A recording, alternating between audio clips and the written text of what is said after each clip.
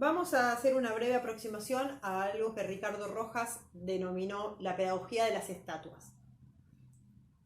Pensemos o ubiquémonos temporalmente en el gobierno de Roca, la cercanía de los festejos del centenario de la Revolución de Mayo, y el intendente de la ciudad de Buenos Aires, presidente de la comisión municipal también, Torcuato de Alvear.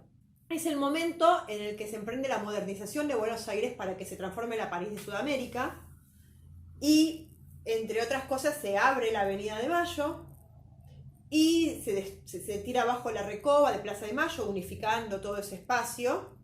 Es el momento en que se entuban los arroyos que atravesaban la ciudad, que eran muchísimos. Y habíamos dicho también que es el momento en el que se contrata al arquitecto Carlos Tais y se unifica a escala nacional el paisaje. Torcuato de Alvear, entonces, considera importante o necesario construir una identidad en la ciudad de Buenos Aires. Una identidad que sobre todo afiance la nacionalidad argentina, que venga a destruir estas identidades provinciales de las que habíamos hablado la otra vez. Para eso se crea una comisión de monumentos en honor a la Revolución de Mayo, y esos monumentos tienen que cumplir un rol pedagógico. Tiene que servir que para los inmigrantes y las personas que no sabían leer o los que no hablaban el idioma pudiesen entender de qué se trataban estos monumentos. Y paralelamente a esto también es el momento en el que se le pide a Rodin que se haga el monumento a Sarmiento, que hoy está ubicado donde estaba la cama de Juan Manuel de Rosas, en el Parque 3 de Febrero. Ya en este momento podemos entender que el espacio geográfico de la ciudad de Buenos Aires se divide en dos. Del norte y del sur, muy específicamente, se ve en toda la escultura conmemorativa del centenario de la Revolución de Mayo.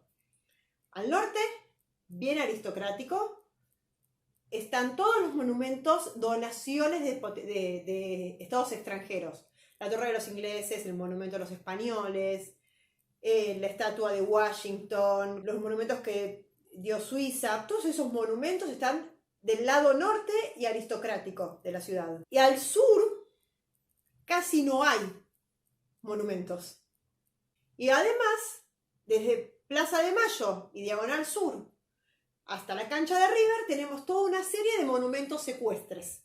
Monumentos de próceres a caballo. Dorrego, San Martín, Alvear, Mitre, O'Higgins, a los que después se les va a sumar Rosas, recién en 1990, Urquiza, Garibaldi, Güemes, y solamente 3 monumentos secuestres alejados de esa línea.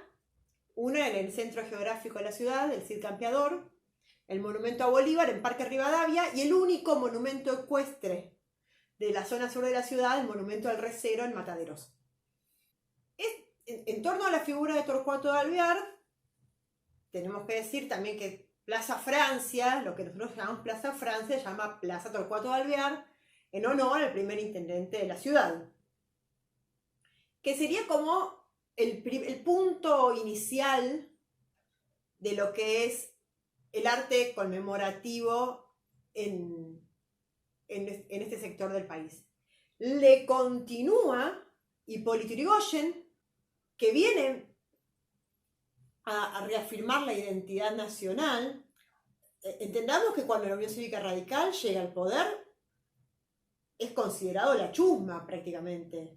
No es el radicalismo que nosotros conocemos hoy, y es lo más cercano a un partido político de masas que va a tener la región en ese momento.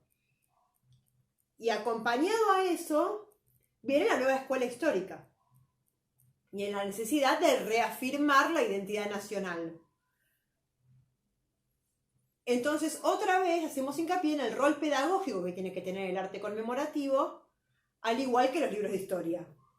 Ya más adentrados en la década del 30, tenemos como símbolo en 1937 el monumento a George Canning, que reconoció la independencia de las Provincias Unidas en 1826. Pensemos que en 1933 tenemos el escándalo del Pacto Roca-Runciman, que en 1937 estemos reconociendo a George Canning no es aleatorio. Es un personaje que Scalabrini Ortiz denuncia en 1940 como miembro del imperialismo británico en el Río de la Plata, ¿no? Ya en 1982 ese monumento fue atacado, contexto Guerra de Malvinas, y arrojado al Río de la Plata. Ese monumento estaba colocado en la calle que se llamaba George Canning, calle que hoy se llama Raúl Scalabrini Ortiz. Y como tercera etapa, en torno a la estatuaria de la Ciudad de Buenos Aires, tenemos que poner en eje el gobierno de Perón.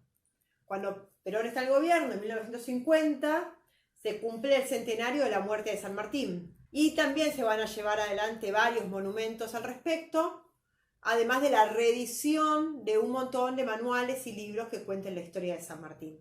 Esto un poco a escala geográfica de la ciudad. Si lo pensamos en la escala nacional y en este proyecto de organizar o de estabilizar el territorio y que todo sea parecido, hay un montón de monumentos conmemorativos en el interior del país que fueron hechos en los primeros años del siglo XX. Empecemos por los dos más antiguos. Uno está en Capital Federal y es el Kilómetro Cero y es el monumento de los dos congresos, construido en 1914. Y el otro está en Mendoza y es el Cerro de la Gloria, construido en honor a José de San Martín, en el punto más alto de la ciudad. Ese monumento a San Martín está en el parque que lleva su nombre, Parque General San Martín, que es otro de los parques construidos por el arquitecto Carlos Tais. En 1925 se decidió la construcción de un monumento para los héroes de la Independencia en Humahuaca.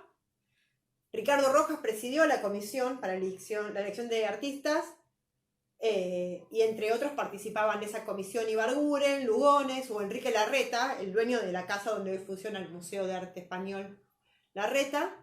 Ese monumento pensado para homenajear a los héroes de la Independencia en Humahuaca, que se pensó en 1925, se construyó recién en 1950. Y después tenemos otro monumento muy importante en Salta, que es el monumento a Güemes, en 1931. Y en 1957 se lleva a cabo al final el monumento a la bandera.